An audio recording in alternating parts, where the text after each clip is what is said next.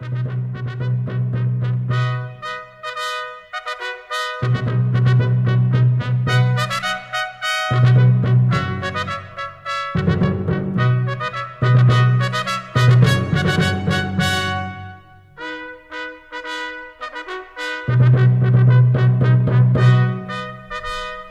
and welcome to the Two Man Booth, your weekly scheduled podcast on the crazy world of professional wrestling.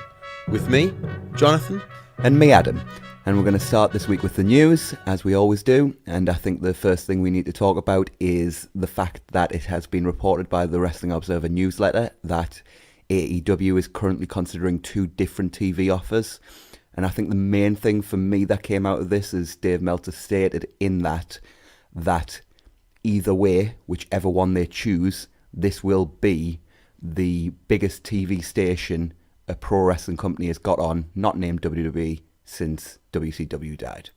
Yeah, and that's really important. We spoke about AEW when we first had our first episode of this podcast, and we said that really, until they had a TV deal, we couldn't actually take it seriously yet.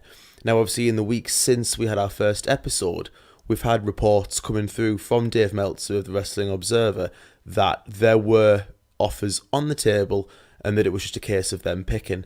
Obviously now we know that there are 2 fantastic deals on offer and that it must be a major network that they're going to be on. When you think about it, we mentioned this when we were talking earlier this week, that includes Spike, who used to have TNA on their network. So it's a network that's bigger than Spike. So this is a massive deal. It automatically will legitimize AEW if they get a major network on board and a network that is willing to show their product for what we hopefully think is going to be a fantastic alternative to WWE. Yeah, and the other thing I think we need to take into account, and the only thing, and I don't want to dump on this too much because I think it's amazing that we're getting this kind of news, but I'm hoping that this network being prestigious doesn't mean they're going to be in a graveyard time slot, because if it's somebody huge, I'm hoping it's not going to be the type of thing where, yeah, you've got to deal with somebody who's massive, but actually you're getting put on at midnight. I think the fact that there's competition for AEW would suggest that it probably isn't a graveyard hour by the pure fact that there's competition. If one of the networks had offered them like a ridiculously late time slot, I'm sure Cody and the rest of the elite would just go, nah, we're not going to go with that. We'll go with maybe a lower down network that's going to offer us the best time slot. And another report we've had this week is for the first inductees into this year's WWE Hall of Fame. They will be inducting the Hart Foundation into the WWE Hall of Fame. It will be a very specific Hart Foundation that have been inducted. Yeah, no, unfortunately. Which is understandable. But it means that Jim the Anvil Neidhart will be inducted into the WWE Hall of Fame. And I think it would have been difficult to justify giving him a solo induction. So inducting him with Bret and Jimmy Hart, which is going to be the trio that's inducted, I think is a lovely way to honour Jim. And it means that both Bret and Jimmy will be 2-time WWE Hall of Fame inductees. Yeah, obviously it's a shame that it doesn't include Owen and Brian Pillman, but at the same time, this is great, and it's a really, really good way to commemorate Jim the Anvil Neidhart, who more than deserves to be in the Hall of Fame. It'll be a great part of the Hall of Fame ceremony, and I expect that the one to be inducted will probably be Natalya. I think that just fits, and it'll be an emotional moment, and the Hall of Fame is really built around those emotional moments, so I look forward to seeing that. I must be honest, I look forward to seeing it. And just kind of combining those 2 news stories, I guess, we've had 2 names rumoured and sort of confirmed by Dave Meltzer again for the StarCast event for All Elite Wrestling in the shape of Bret Hart and Sting. Kind of huge. Yeah, they're 2 pretty big names. That'll be really cool. Love to see both of them. And if they're going to get involved with AEW, they're big coups. They're really big coups. They're 2 people who the WWE massively respect and have, involved on shows and things like that every now and then. So for them to have Sting and Bret is a massive, massive deal for them. And we also have found out that the Superstar Shake-Up this year is going to be taking place the week after the Raw after Mania.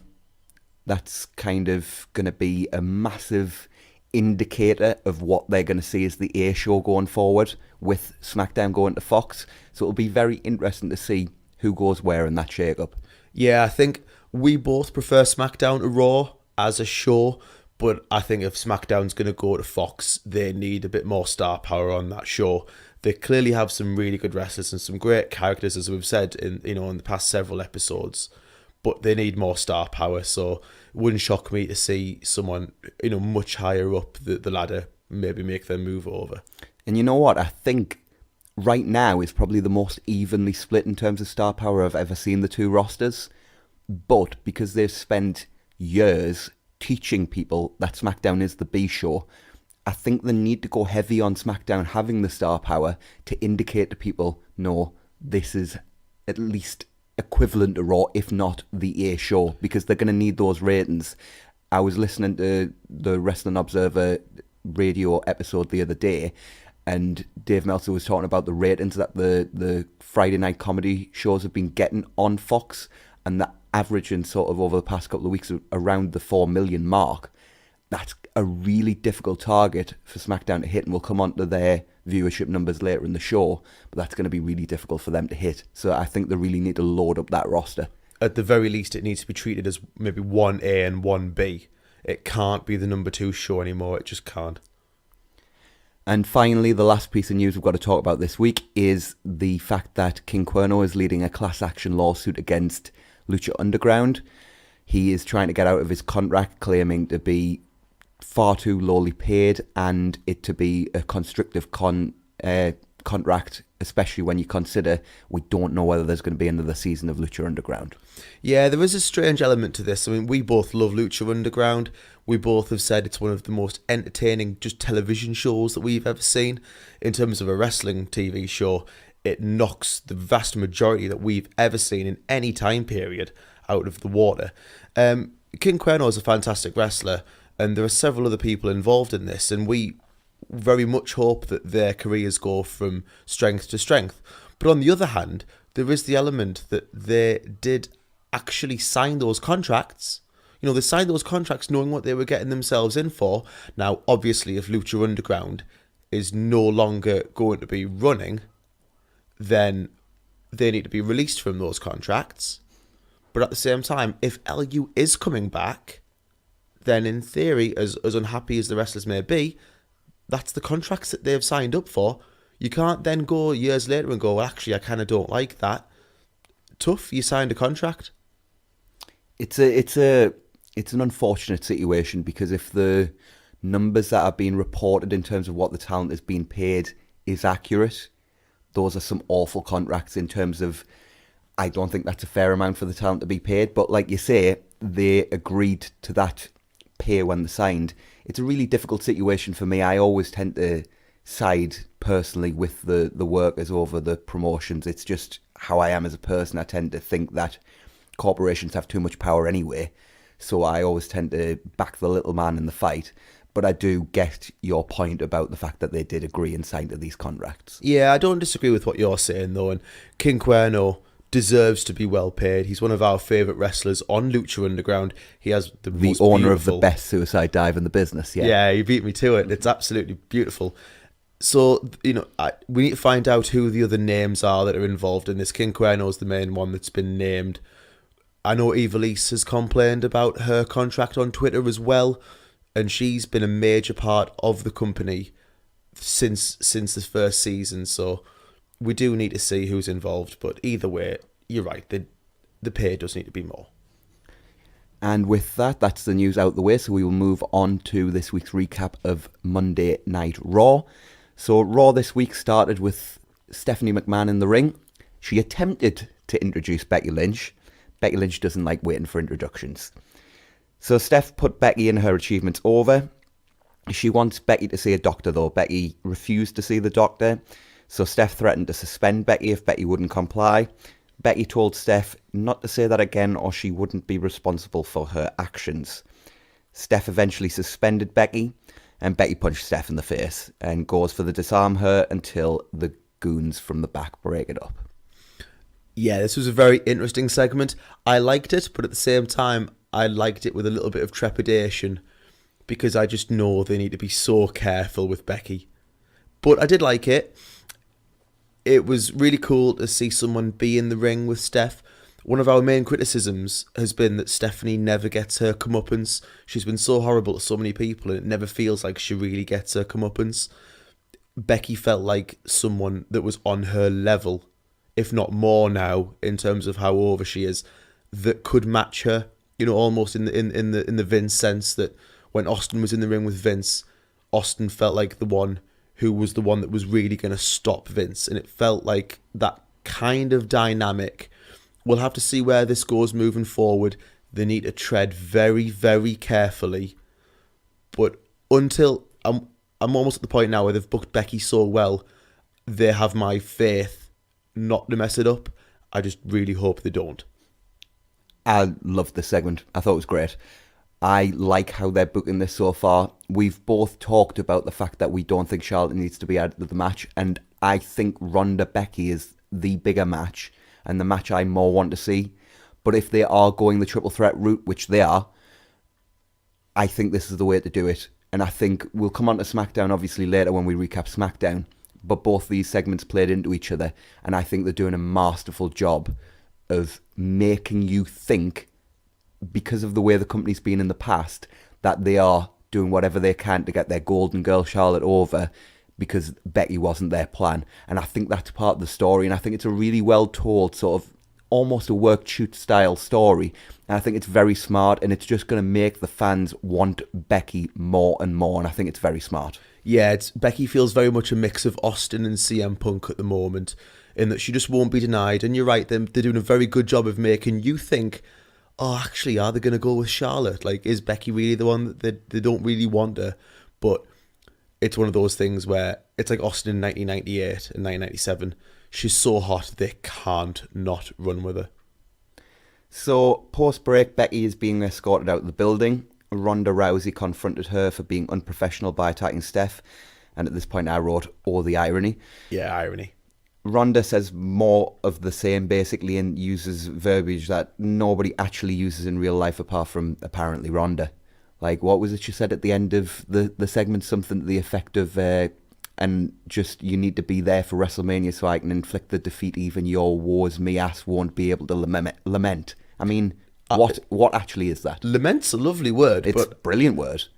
I would never use it in that kind of scenario. Yeah, wouldn't use that in that context, would you? All this came across was basically someone had written a promo for Ronda. She'd learned it and she went out there and delivered it, and a writer had written it, not someone who actually thinks about, well, how do people actually talk to each other? But the thing is, we know this is how Ronda actually communicates, which is what makes this...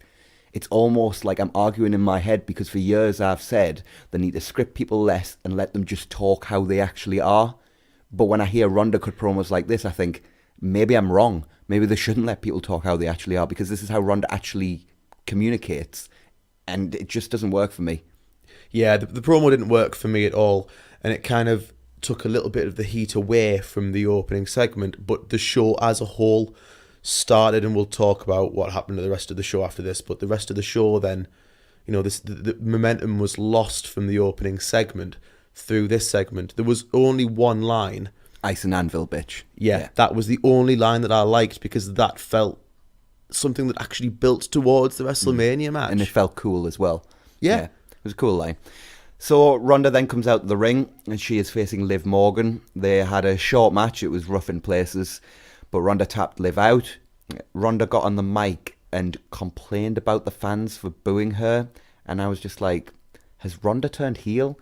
I'm not sure she has. I think she's definitely going to be positioned as sort of the pseudo heel, if you like, in this feud, because Becky's just so over. But I also think that was just Ronda maybe being a bit annoyed that the audience was actually booing her, and it being something that was not necessarily written down for her, and something that just came in the spur of the moment, because she seemed very emotional, and it was a very charged sort of speech she made. She talked very quickly. It was difficult sometimes to pick up exactly what she was saying, and I just feel like this maybe wasn't the plan for her to go after the fans, but it kind of works in the sense that she is going to be definitively booed, and Charlotte's going to be definitively booed at WrestleMania. Becky's going to be the only one the fans want to see win that match. Yeah, it did seem a little off the cuff and maybe not something that they'd had planned, but at the same time, I do agree with it. I think they need to steer into this skid. Ronda's getting booed because she's not Becky Lynch. Yeah. And we said this last week and I think the week before as well. She doesn't need to be a heel going into WrestleMania, but she needs to be positioned as the heel of the match. Or at the very least, Charlotte be the heel and Ronda be sort of the tweener of the match. At the very least, that's how she needs to be positioned. So if they're going to keep going with that kind of thing where Ronda's criticising the crowd, I don't actually mind it. So this, for some reason, made Ronda want to fight Sarah Logan. So they had another short but better than the previous match.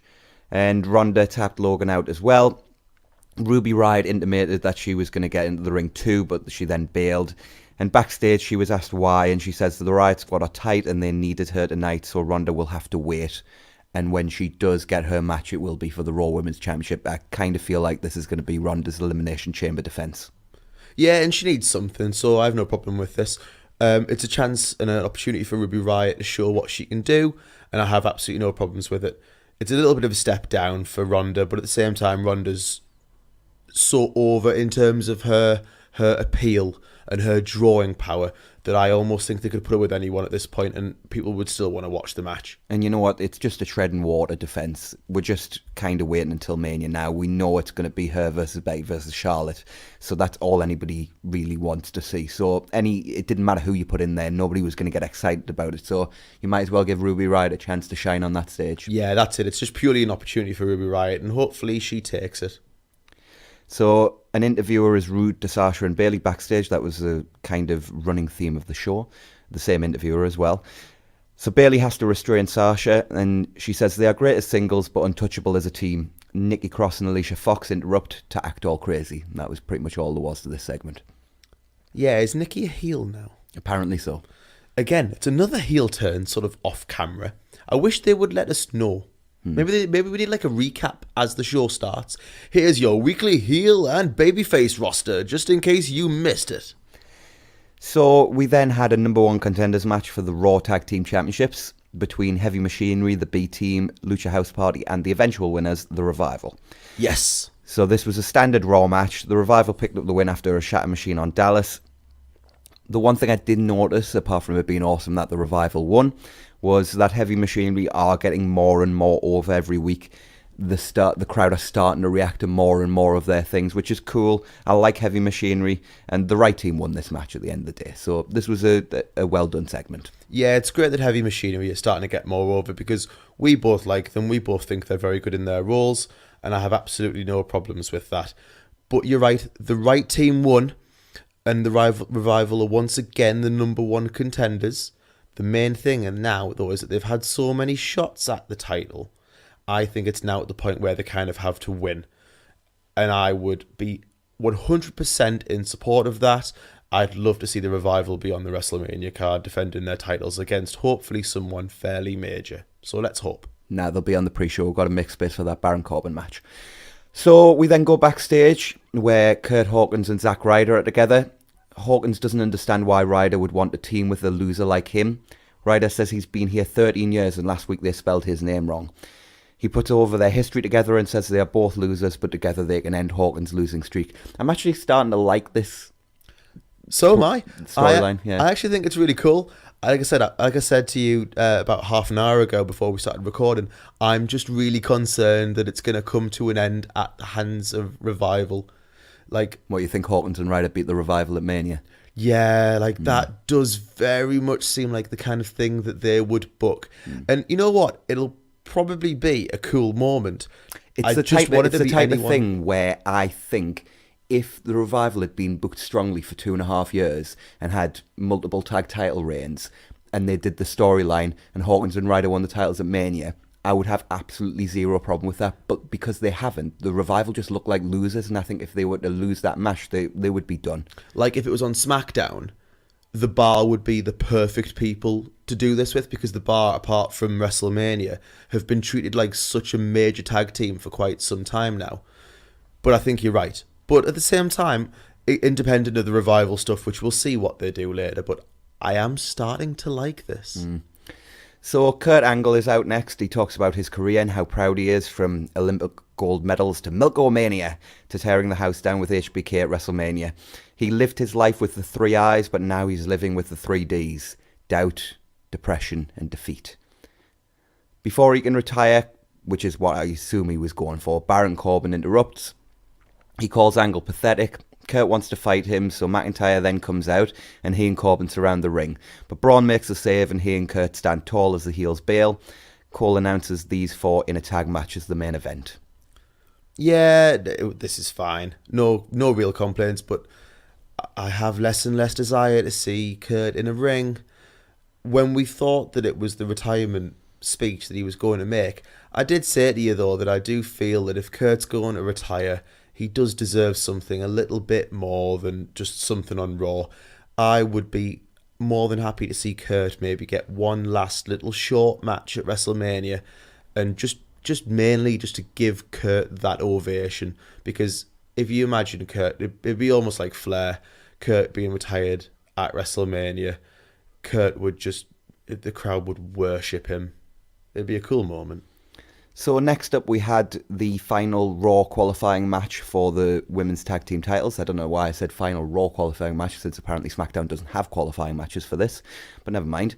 Between Sasha and Bayley and Nikki and Alicia, and there was a vicious attack by the heels pre-match. Bayley momentarily fought back, but eventually they overwhelmed her. So to sell the severity of the attack, we come back from break, and not only is the match in progress, but Bayley is in complete control. Like, that just infuriated me. They beat them down for a good 2 minutes.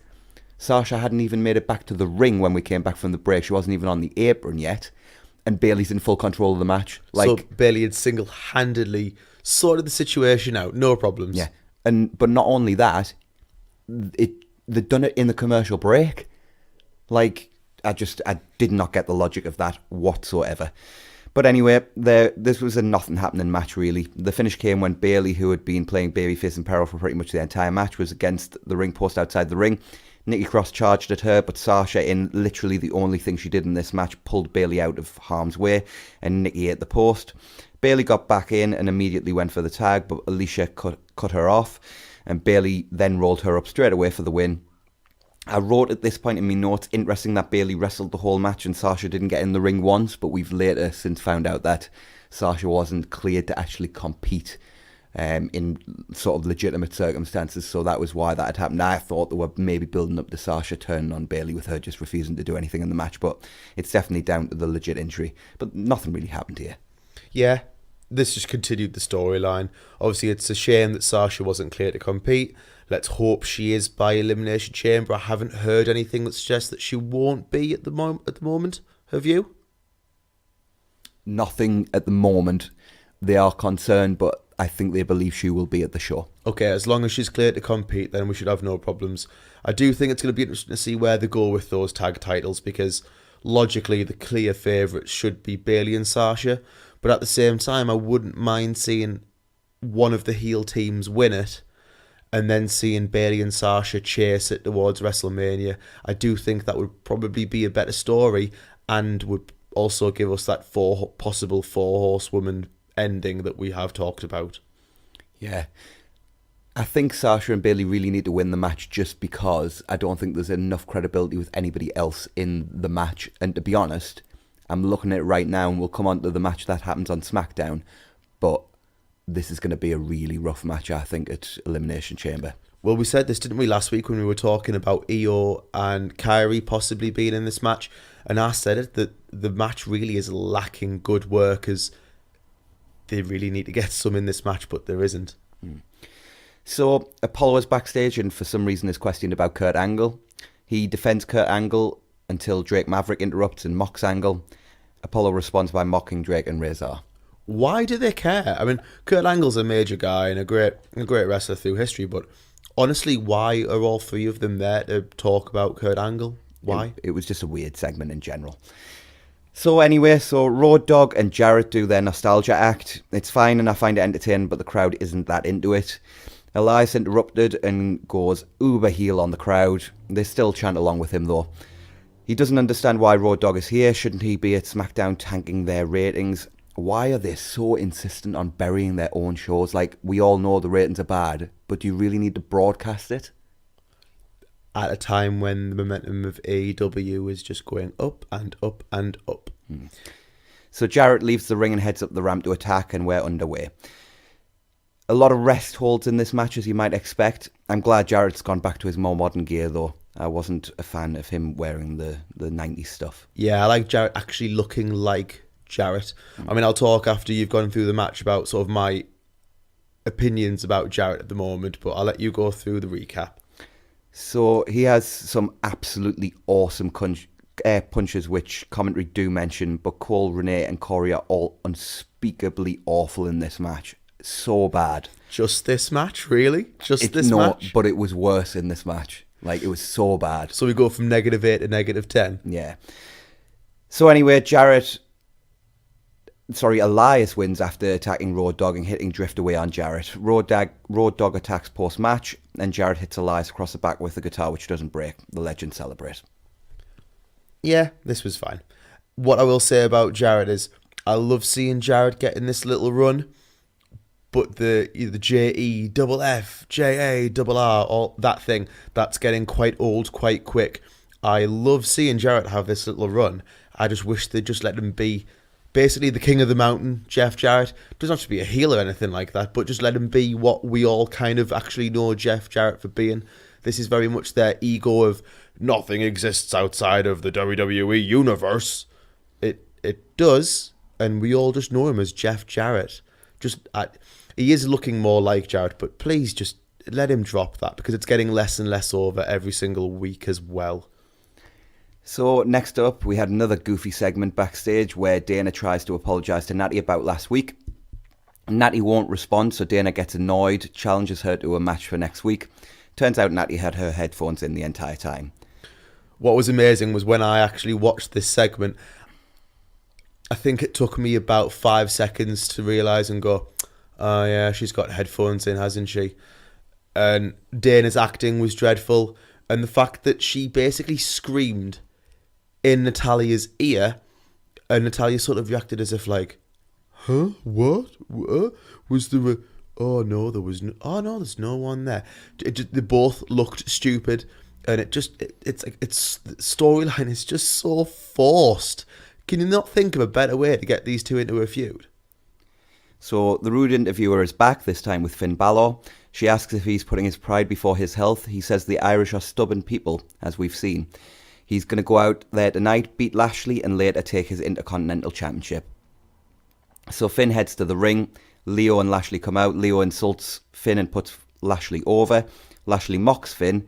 God, Lashley seems so awkward on the mic compared to his TNA run. It's unbelievable. You can barely believe it's the same person. He says Balor needs to find people his own size to fight, so he can fight Leo instead tonight. If he entertains Lashley, then Lashley will give him an Intercontinental title match. Ugh, groan.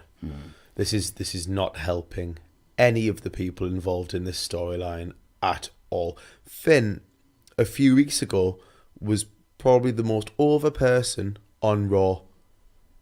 Look at him now. So Lashley attacks Finn before the match and then continually interferes until the referee throws him out. Now, if Finn had made his comeback at this point and destroyed Leo, this would have been a fine segment, but the match just keeps going, making it basically seem like Leo and Finn are on the same level. This was the equivalent of letting one of the Singh brothers go toe-to-toe with Randy Orton when he was feuding with Jinder. Awful booking.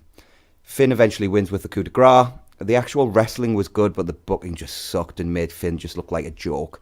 Lashley tries to attack post-match, but Balor gets out of dodge. Yeah, at least we got a sort of smart babyface thing for once. But I totally agree. I would love to see Leo Rush and Finn Balor get quite a lot of time. And, you know, on like a pay-per-view, for example, and get to see them go. The problem is that Leo Rush is not on the same level in storyline as Finn Balor. And for him to go long with Finn makes Finn look worse.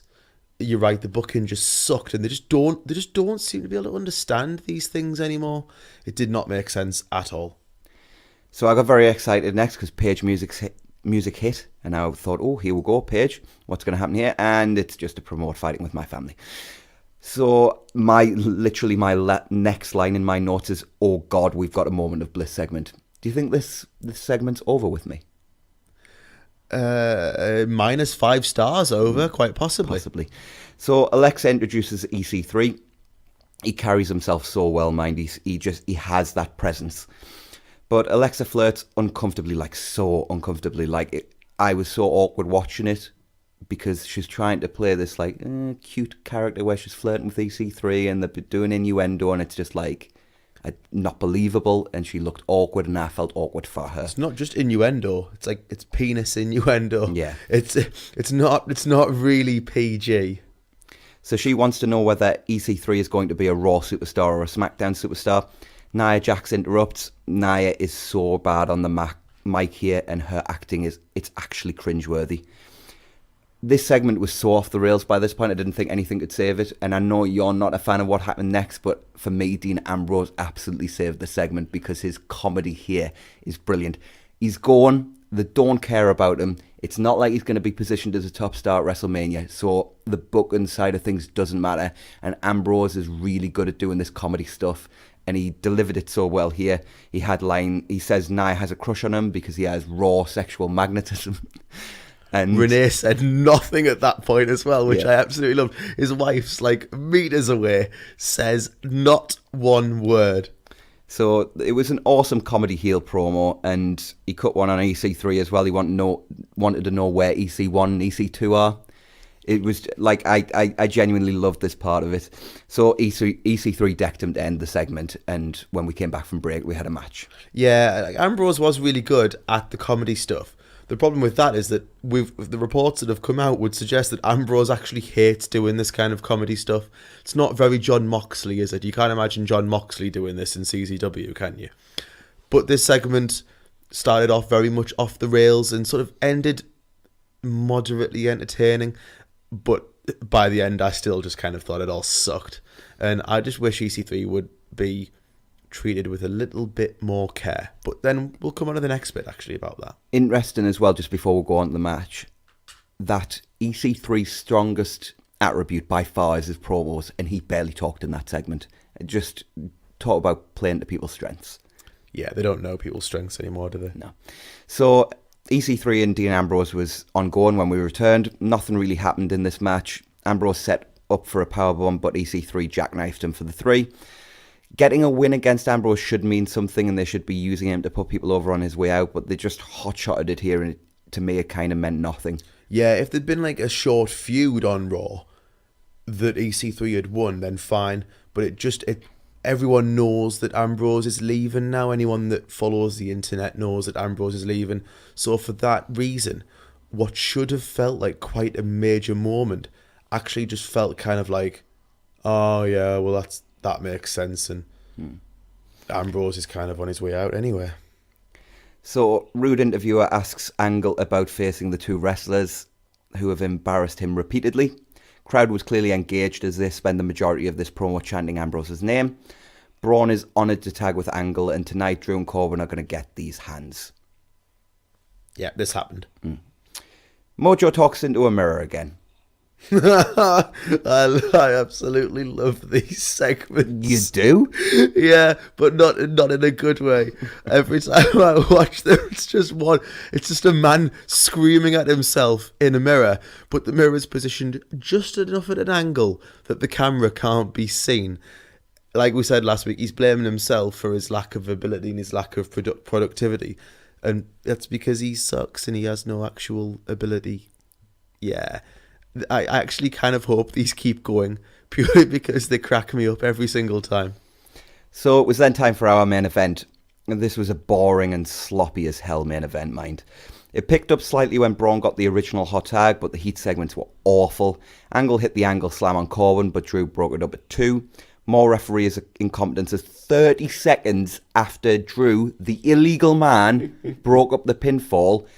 The referee then DQs Braun, because he's the illegal man and he hits Baron Corbin. Like, what? Which in theory... No, what? I mean, in theory... 30 seconds ago it wasn't a problem. Yeah. In theory, that is something that should be enforced. But you can't then go, actually, 30 seconds ago, that was all right. But no, not now, bro. And that's no. It just didn't make any sense. Like a lot of things on this show. Just didn't make sense. This sucked. It was slow. It was kind of sloppy. It's not really what Angle deserves if he is truly on his way out of wrestling and retiring. I'd like to see him have good matches on the way out, but yeah, it's made no sense. And just, if you're going to apply rules, apply them consistently. So Braun didn't really care and attacked Corbin some more. He went after Drew as well, but Drew ducked and hit the Claymore, knocking Braun over the barricade. That was actually quite a cool spot. Drew and Corbin double-teamed Angle and looked to hit the double chokeslam on the steps the same way they hit it on Braun last week. But Braun came to Angle's aid and hit individuals chokeslams on both Drew and Corbin, and Angle and Braun celebrated as the show went off the air. The end after the match was fine. The show as a whole, well, it was all downhill from Becky, I'll just say that. Yeah, the ending was fine. It was inoffensive. Babyfaces stand tall to end the episode. For once, actually, the babyfaces did stand tall to end the episode.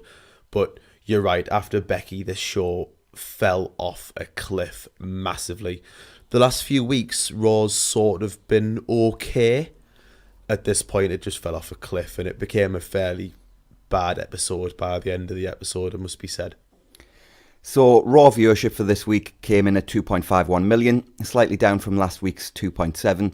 Not a surprise given last week was the post-Rumble show, but given last week's show drew so poorly, it's probably still a disappointment. Steady decline of viewers from start to end as per usual. Yep. Standard Raw, standard rating, down from what we have been in the past. That's kind of the pattern, isn't it now? So we then moved on to SmackDown. I thought this was a great show. I really, really thoroughly enjoyed this show. We opened with Charlotte Flair. She calls Becky a liability and somewhat facetiously says she hopes she'll be ready for WrestleMania. She mockingly leads a Becky chant, but then says she knows someone who is 100%, and she points at the WrestleMania sign. Becky comes through the crowd as Charlotte throws out a truly horrendous line about how first Becky stole Ric Flair's catchphrase and now she's stealing Roman Reigns' entrance because Becky was coming through the crowd. Like, who wrote that? Really? Because fire them. Oh, it's horrendous. Becky gets in the ring as security and officials rush out. So Charlotte and Becky squabble for a bit until Triple H's music hits to a nice reaction. He came down and told Becky she shouldn't be here because she's suspended and she should go and see the doctor. Charlotte screams for Becky to leave and Hunter tells her to leave as this doesn't concern her. Hunter reiterates that Becky should see the doctor, but Becky doesn't trust them. She doesn't trust anybody in this process. Hunter says it is what it is and goes to leave. But Becky then asks, how is Steph doing? She asks if Steph is medically cleared after Becky punched her in the face. Hunter gets a little bit angry at this, unsurprisingly, and gets back in. He takes a while to get his point, but he cuts a really, really good promo and basically says he bought into this man thing, but he now sees that she is truly just a self-destructor and a martyr. He intimates that Becky isn't scared of seeing the doctor in case they don't clear her. She's scared in case they do, because she fears Ronda Rousey. Becky slaps Hunter and they have a stare down until Becky smirks and leaves. I've got 2 points to make here. This segment was absolutely awesome, and also, I know we're never going to see it, but my God, do I want to see Becky Lynch versus Triple H. Yeah, I'd love to see that too, because I'd love to see the man beat the game. I love this segment. I'll say the same as you. It was well booked, just like I said about Raw. I'm intrigued. I think they're doing everything well. I just hope they're as careful as they possibly can be. The only thing that I will say about this whole thing, I wish they would clear up for us, are the McMahons heels or baby faces? Because at the moment, show to show, they seem to switch. Can you just let us know what to expect, please, WWE? They've caught the Dana Brooke disease. It's infectious. Nikki caught it on Monday. Mm-hmm. So next up, we have the match that was set up from last week between Nakamura and Rusev and Gunn and Gallows. So Gallows and Anderson looked really good in this kind of admittedly short match, but they looked really good, which made it even more frustrating that they lost to a team that had never teamed before. The finish came when Shinsuke saved Rusev from the Magic Killer after some encouragement from Lana. Anderson caught Nakamura with an absolutely stunning sort of single leg dropkick. It was beautiful. And then he himself got caught by a Machika kick from Rusev for the pinfall. It was a fine match. It was a short match.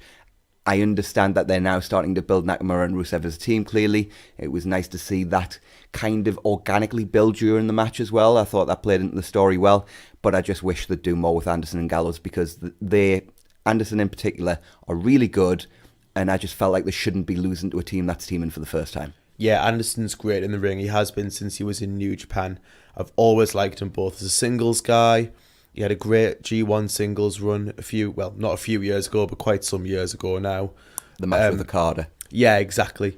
But he's also a great tag guy. He's always been good in whatever tag team he's in. He was great in a tag team with Giant Bernard called Bad Intentions. Loved Bad Intentions. Giant Bernard, also known as A-Train or Albert in whatever guise he was in WWE at that point. Or Lord Tensai.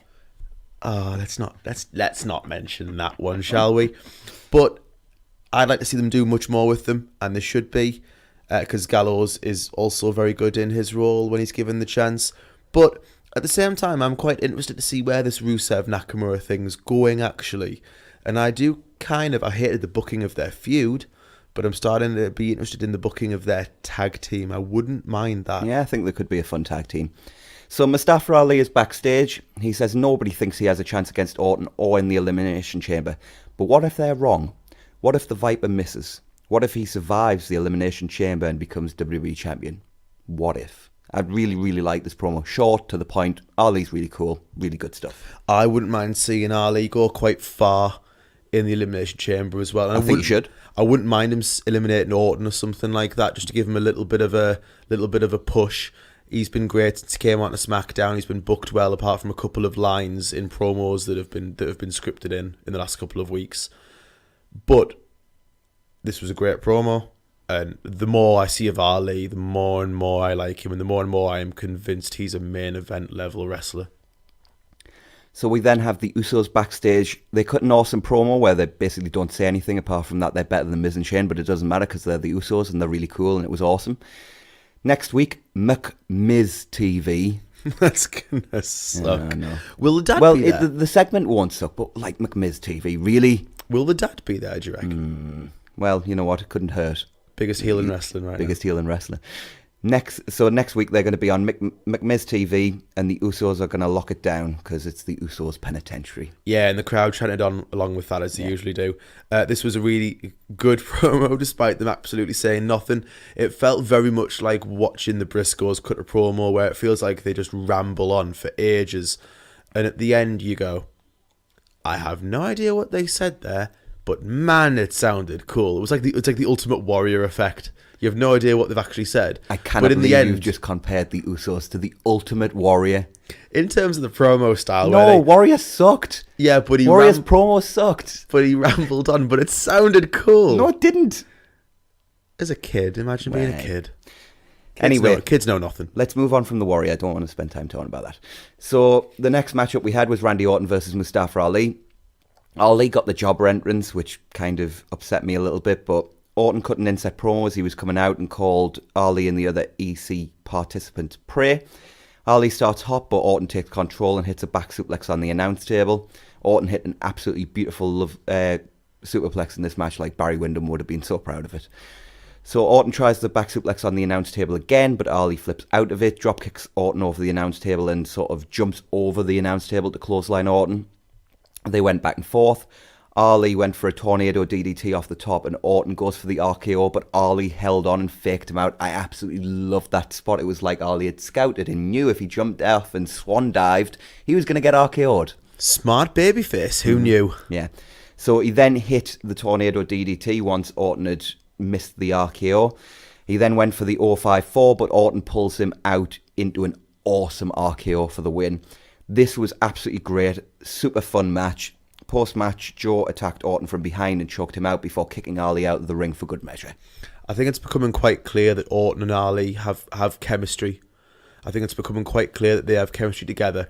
This was a really good match, really good TV match. I want to see more of Orton and Ali moving forward.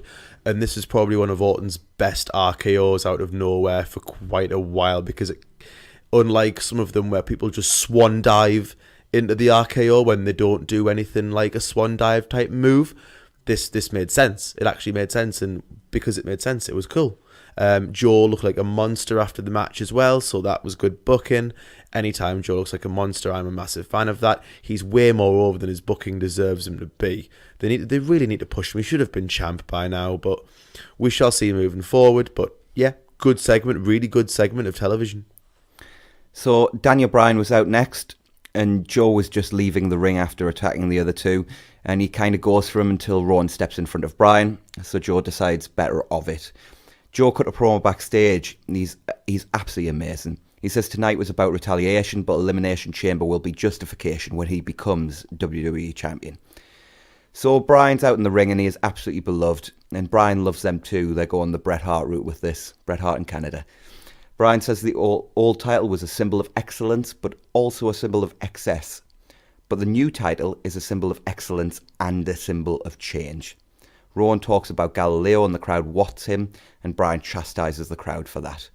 Bryan is the Planet champion, but he is not a management champion, and he never has been. That's why he has been put in an unfair match with 5 other men inside the Elimination Chamber.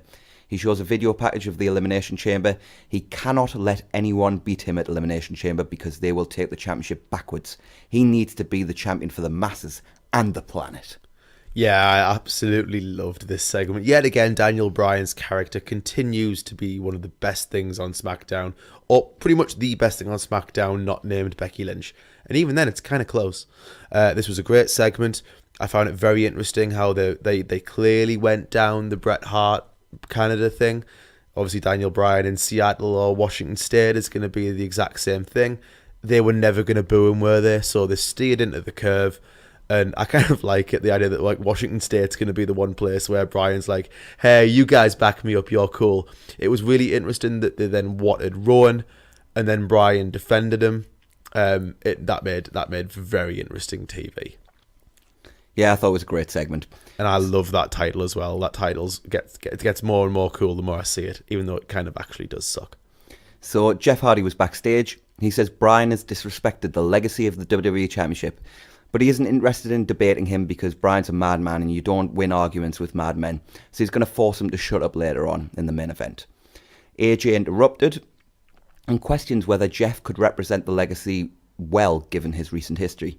They argue back and forth, building tension for the chamber. This was fine. Yeah, I've got no problem with a lot of what they're doing to build up the Elimination Chamber. I'm in support of.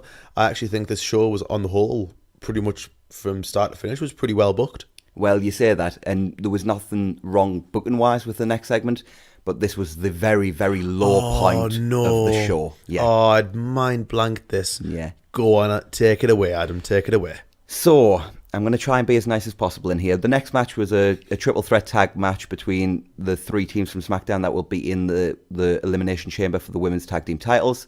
We had the Iconics, we had Fabulous Glow, which is Carmella and Naomi, and we had Fire and Desire, which is Mandy Rose and Sonya Deville. That name sucks. Yeah, so does Fabulous Glow. Anyway, Naomi and Carmella are in the EC match. I'm not sure this was announced. If it was, I kind of missed it. To be honest, when were they a tag team? Yeah, anyway. Naomi thinks Mandy's sob story about Tough Enough is ridiculous. The Iconics then talk about how they've worked for 14 years to get this chance. And Sonya puts over the experience edge her and Mandy have as a team and inside the chamber. Sonya's actually low-key become a really good promo. Like, she's a good all-round wrestler. Yeah, like I'm slowly becoming quite a big fan of Sonya Deville. She deserves more. She really does than be saddled with Mandy. But to be fair, Mandy might be the second best worker in this match. Oh, isn't that a horrible? Just put in perspective for you. So this match, I've actually been quite nice here because I've just said this match is messy and Naomi should never be allowed to throw punches ever, ever, ever again. Unless she's taught to actually make them look like they go towards the actual person. You know how in New Orleans, like, the pile driver's banned? I think in the world, Naomi punching should be banned. That's fine. I have no desire to see her do this again. I'll put it this way. This match sucks. It was worse than Shane. Her punches were actually worse than Shane's. I think I have, for anyone that listens, I have actually had professional wrestling experience. I'm undefeated in Royal Rumbles. Yeah, one match. 1-0.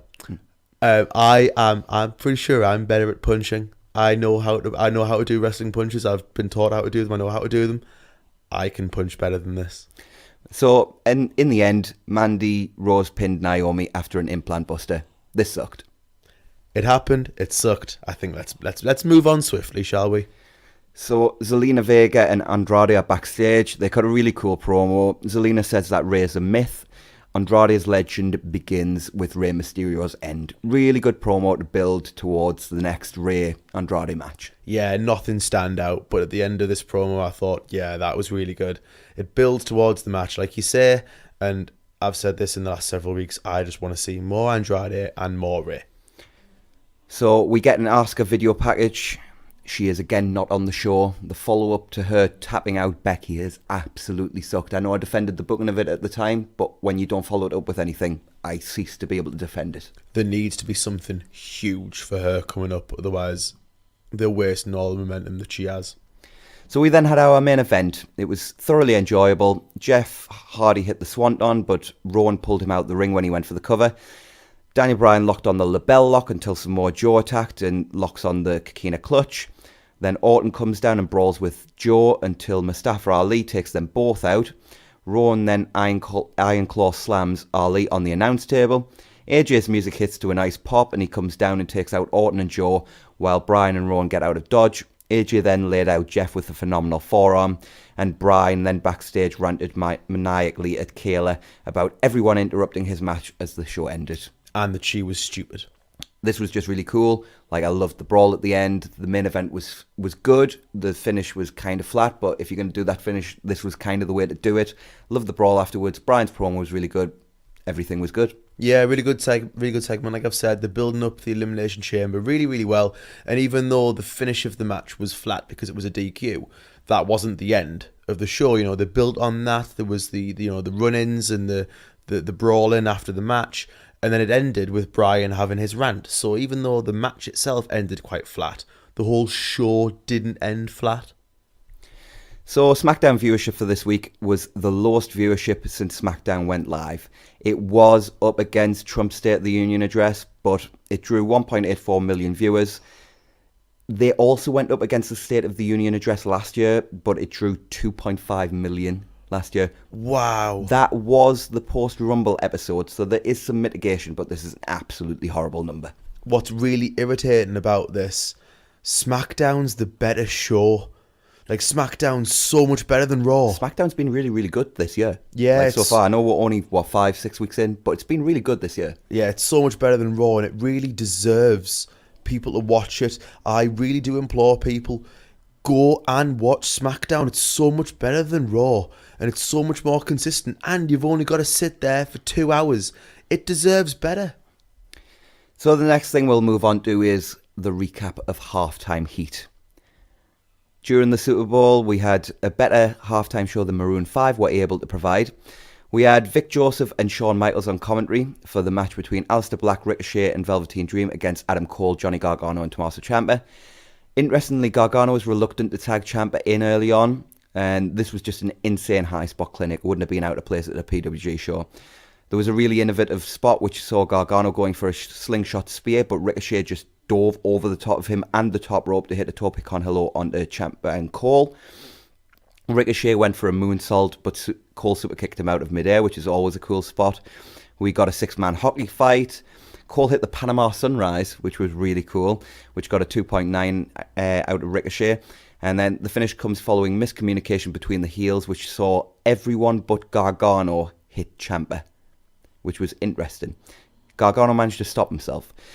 Both Gargano and Ciampa ate a black mass. Cole took a black mass, a rolling Death Valley driver from Dream, a springboard 450 from Ricochet, and the Purple Rainmaker from Dream, so Dream picked up the win.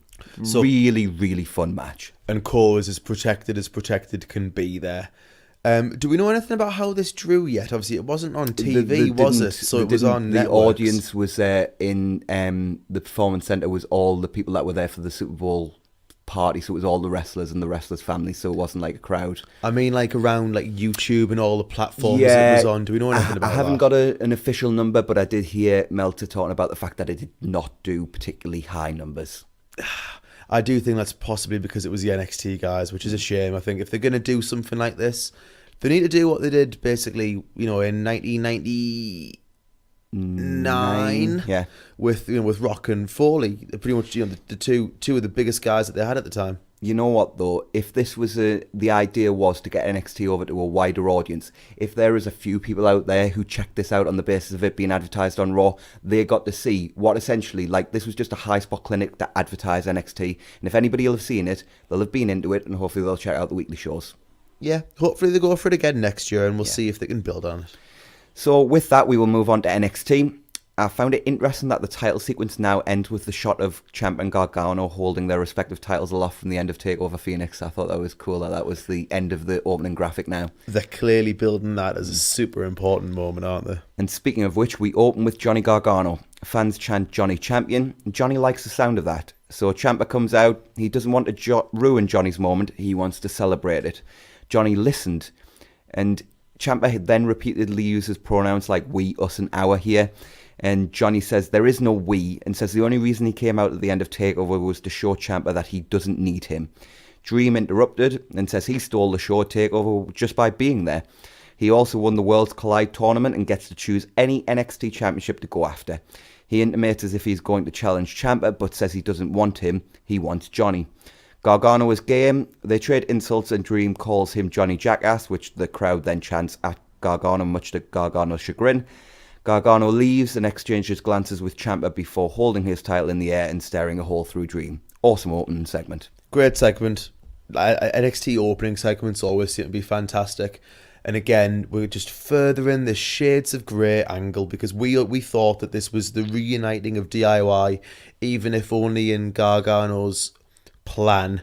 But it would appear it might not be. So every single week, I'm left thinking, like, where are they going with this? All I know is it's going somewhere amazing, and I think it's gonna culminate at TakeOver at Mania.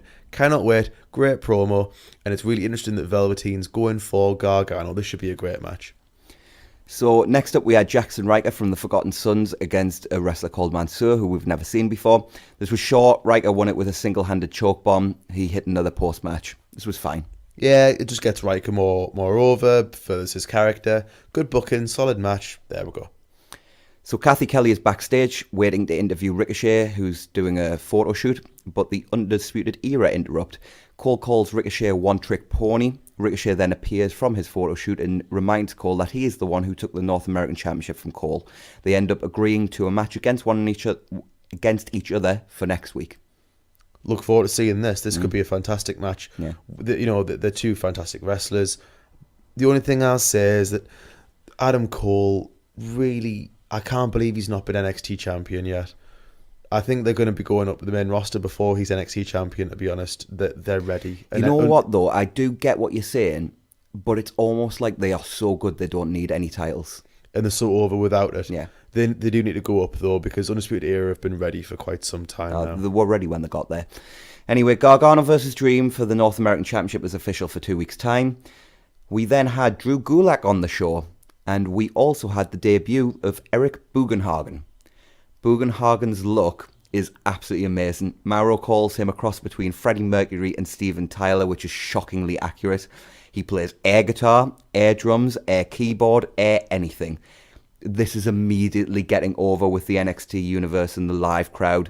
But the sad thing is, I can already see him being botched on the main roster in the same vein as Adam Rose and No Way Jose. I was just about to say that. It's one of those gimmicks that works beautifully in Full Sail, but you take it to the main roster and Vince has no idea what to do with it. It just dies a death. He's one of those characters that, like, if he stays in NXT forever, good. That'll be better for his career. Because if Adam Rose had stayed in NXT forever, like, he'd probably still be there, and I'd probably still like him. So Gulak is not amused, and after Bugenhagen plays air guitar with Gulak's body during an abdominal stretch, he throws him about before locking on the Gulak for the submission. Gulak is upset that this is what NXT has to offer. He is the best submission specialist in all of WWE and didn't come here to wrestle Ben Stiller from Dodgeball. He challenges anyone in the back to come out and get stretched. Matt Riddle then comes out. He tells Gulak to get out of NXT or he'll tap him out of it. Gulak is game and so is Riddle. Yeah, this was a great build-up for what I was very much looking forward to as being a great match. Gulak in NXT, like just more and more and more, is something I'd like to see. You know that we're both big fans of Gulak and his character and his ring work. So yeah, this was more than fine segment and built towards the next. So lots of map-based action here. Gulak at one point had a sick-looking submission on where he was just bending Riddle's arms all over the place, and he did some disgusting-looking joint manipulation. It was great. Eventually, Riddle took control, hit a deadlift powerbomb that he nearly botched, and a bicycle knee for a late kick-out. He then hit the elbows, Dragon style, and then locked on the Bro Mission, and Gulak tapped. Post-match, Gulak showed respect, and they did their old catch-point handshake from their Evolve days, from their stable in Evolve. I thought that was really cool. This was fun and a perfectly fine match to continue getting Matt Riddle over. Yeah, really good. Built Matt Riddle really well. He's going to get more and more over, as we said. He's going to be a top guy in NXT, not before long. The one thing I will mention, I don't think it was actually shown on NXT because I don't remember seeing it. I think it was in a WWE.com exclusive. But Gulak did say backstage when he was interviewed that he still wants to beat Matt Riddle. So maybe we're going to see that continue moving forward, which I am more than happy to see. So it was then time for our main event for this week, which was a 6-woman tag team match between the 4 horsewomen, well, 3 of the 4 horsewomen of MMA in Shayna Baszler, Jessamine Duke and Marina Shafir against Io Shirai, Kairi Sane and Bianca Belair. This was a really fun main event, not on the level of the main events we've had over the past year in NXT, but a really fun main event nonetheless. It ended with Io Shirai pinning Shayna Baszler and setting up what we assume is going to be their NXT Women's Championship match at some point going forward. I think this was fun. The heat segments were a little bit dull, but overall the match was fine, and considering how green Jessamine and Marina are, I thought they performed adequately in there. Interesting at the end when the babyfaces were celebrating that Bianca didn't seem that into it. No, she didn't seem too chuffed. Kairi was really happy for Io, and Io was obviously chuffed that she'd pinned Shayna. And Bianca was kind of just there, just sort of clapping. There was a moment, wasn't there, where it was Kairi, wasn't it, that was going for the hot tag? I think so, yeah. Yeah, and Io and Bianca were on the apron, and it looked as if Kairi was going for Io for the hot tag. And Bianca tagged herself in. Yeah, that was really interesting. So maybe we're sowing the seeds of a heel turn or some kind of dissension there. But this was a really, really enjoyable match. It wasn't, blow away. It wasn't a classic or anything like that. But as a TV main event, I really enjoyed it. And I think we're clearly building towards Io against Shayna. I kind of hope that's at TakeOver Mania because I think Shayna's ready for the main roster and Io can win the title. So we then moved on to 205 Live this week. We opened with the Brian Kendrick versus Mike Kanellis. Mike Kanellis' theme remains the best in WWE, and I dare anybody to tell me any different. It's basically Van Halen. And then I realised Maria was going to be on commentary. Oh my God. Not again. And by the way, Aiden English is quickly becoming the worst commentator in a company full of bad commentators. He is so bad. It's so bad. Is he quieter than Byron? No. I wish he was quiet. He just argues with everybody, specifically Maria. Anyway, Kanellis, again, in the story they've been telling, dominates the match, specifically the latter stages, but Kendrick reverses out of Kanellis' finisher and hits sliced bread number 2 for the win. Maria seemed a little frustrated this week by Mike's latest failure. This was fine, but lacked heat. Yeah. This was there, and Kendrick should be winning this because Mike Kanellis is not over.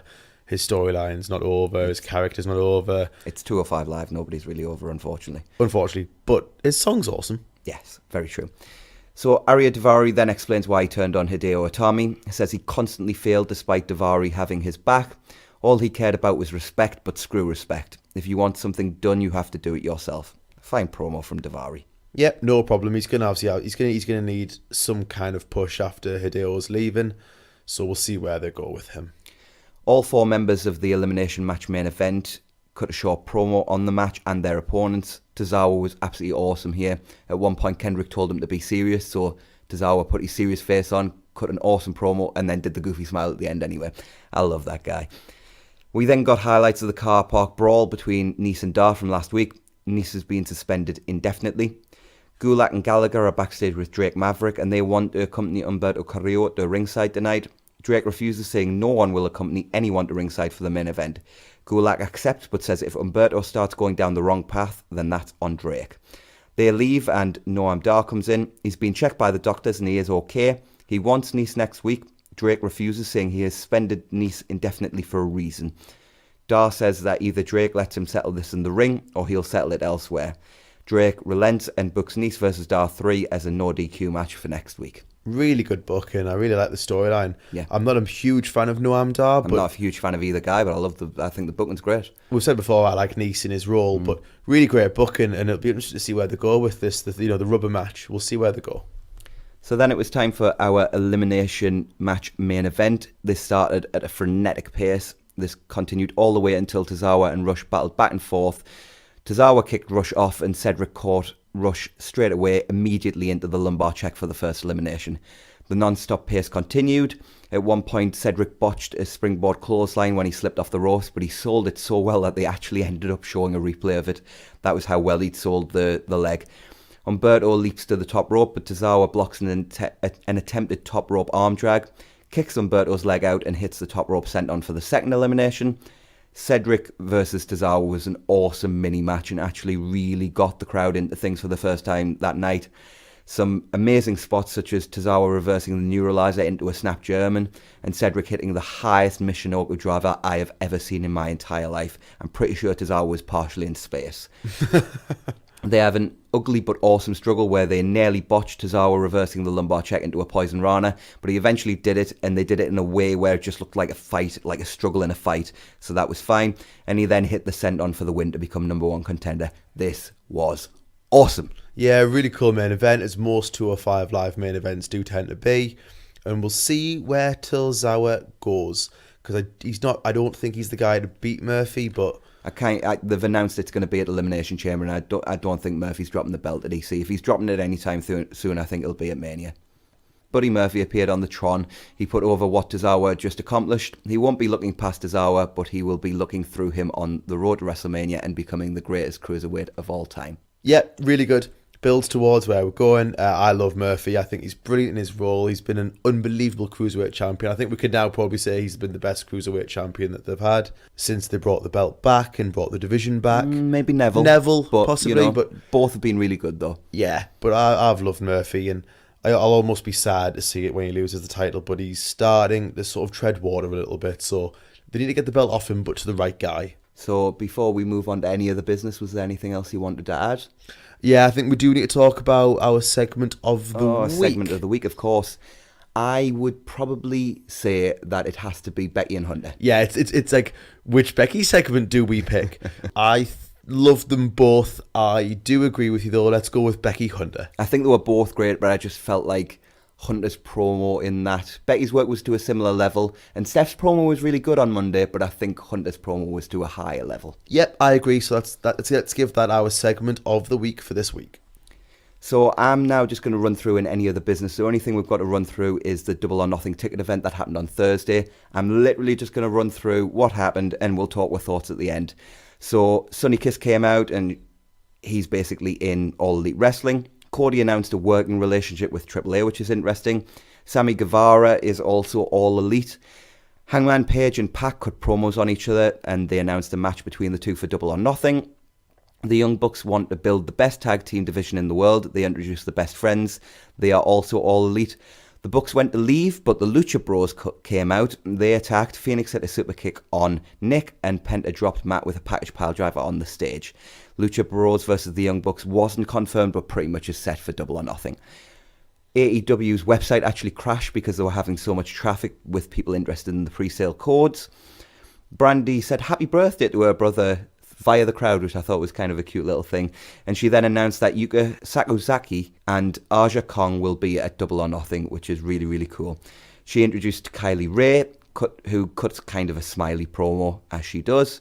Brandy then introduced Nyla Rose, who got in Kylie's face. Security separated them, so I guess we're going to be seeing that match at Double or Nothing. Maybe a tag match with Britt Baker and another woman from the division. We don't know yet. Excalibur then introduced SCU. They're hosting an after party for Double or Nothing called SCU All Night. Excalibur brings out OWE. SCU versus OWE announced for Double or Nothing. And then finally, what we were all waiting for, Kenny Omega appeared to a thunderous ovation. Interestingly, appears to be an executive vice president as well, because that was on the sort of graphic the show. It was, on the little tagline, yeah. Really interesting. Jericho interrupted. They brawled and security separates them. That's your main event for Double Yeah, or we're Nothing. getting Jericho Omega 2 again. Oh, it's going to be awesome. It was great the first time, and I can't wait to see it the second time. What were your thoughts? I thought it was, a lot of it was really cool. There was, apart from, I was hoping they were going to have one blow-away thing on the show that wasn't Omega, because I think everybody knew about Omega, which they didn't have. But you know what? Some really cool announcements. Aja Kong going to be there, for me, is really, really cool. I know, it's not the Aja Kong of old, but it's Aja Kong. Yeah, but like if Manami Toyota was there, Yeah. like it'd still be awesome because it's Manami Toyota. Yeah. But yeah, I thought this was really cool, really helps to build buzz. I think everything the All Elite guys are doing is really smart and just helps build their brand. Yeah, I thought this was really good. It wasn't as blow-away as the original rally, but it more than built. I agree with you, they probably should have thought on their feet a little bit and added something in as well as Omega, because the news pretty much broke. Everyone had kind of guessed, but you've run through a lot of the main things. The only thing I will add is that I thought it was really cool that Best Friends came out wearing... Oh, the Scott Hall stuff. Yeah, they looked exactly like Scott Hall in his first Nitro appearance. This was really cool.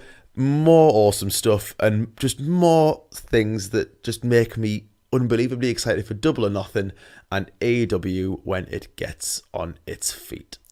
Totally agree. So with that, I think we'll move on to our final segment of the week. And this week, our final segment is going to revolve around the best themes in WWE history. Yeah, we're going to be specific with WWE history, because when we started talking about this before we started recording, there was so many that we came up with and we couldn't keep that short. So go on then, hit us with it. Hit us with one of the best themes in WWE history. Right, let me go with a pretty... not obvious one, but a pretty one that everyone will kind of go like, oh yeah, of course. Jericho's. Yeah. Break the Walls Down. It's so iconic. The story of how that came about is great as well. Jericho talked about it on his podcast when he talked about his sort of journey at the start of WWE. Basically, he wanted to have something very rocky, whereas Jim Johnston saw him and everyone saw his character as being like, the Millennium Man, the new Millennium. So they wanted to have something as modern as possible. So they picked something that sounded as advanced and cool as possible, and that's why that theme came about. So it's so iconic when you hear, the countdown and Break the walls down. Yeah, it's Jericho, and you immediately go, yes! So yeah, Jericho first. Well, speaking of iconic themes, I'm now going to throw to my favourite superstar of all time. Glass shatters, Stone Cold Steve Austin's coming out. The original Austin theme is awesome. I love the Disturbed version he used during his heel run. I know you're not a fan. I hated his Alliance theme, but his original theme is arguably up there with Real American as the most iconic wrestling theme of all time. Certainly one of the most recognisable, I think it's probably the most recognisable theme actually in the history of wrestling. When you hear that glass shatter, it can't be anybody else apart from Keiji Muto, who used that glass shatter in All Japan Pro Wrestling, but that's a bit obscure. When you hear that glass shatter, it's Stone Cold Steve Austin, and you're about to get very, very excited. Okay, quick fire now. Throw out a theme. Hollywood Rock, 2003. Awesome. Ric Flair. It's got to be talked about. One of the greatest entrance themes of all time. D-Generation X. Wow. Did not see DX coming. Kane. Original Kane theme. My Time, Triple H. Pretty much all of Hunter's themes, actually. The Game, King of Kings. Vote ahead, yeah. Awesome. The Undertaker's. You know who it is when it's coming out, and it's probably the only theme that still gives me chills. Shawn Michaels. Brilliant. Not the Sherry version though. As much as I do actually love it, I love version. the Kurt version. I'm just a sexy Kurt. Sexy Kurt. Oh, it's so I'll forgotten make your about ankle that. hurt.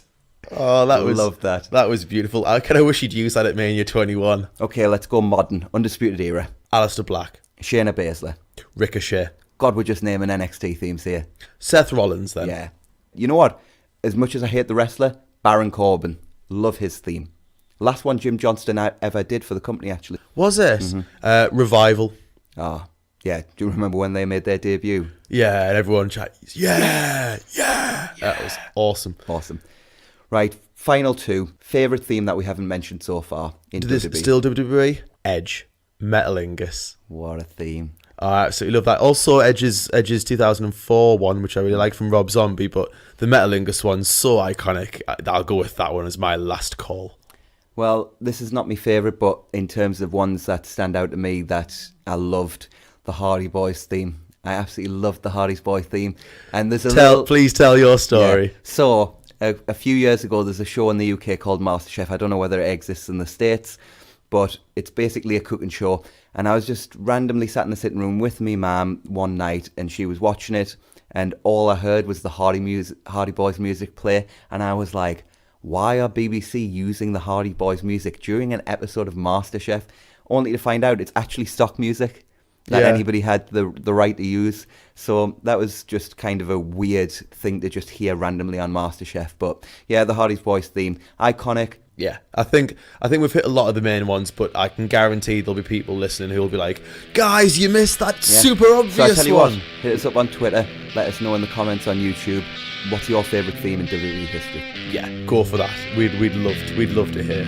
Anything you'd like to add before we leave this week, Jonathan? No, we've hit all of our main points. We'll look forward to next week. We'll see what happens as we make our way towards I'm Elimination sorry, we're Chamber. out of time. We'll see you next week on the Two Man Booth.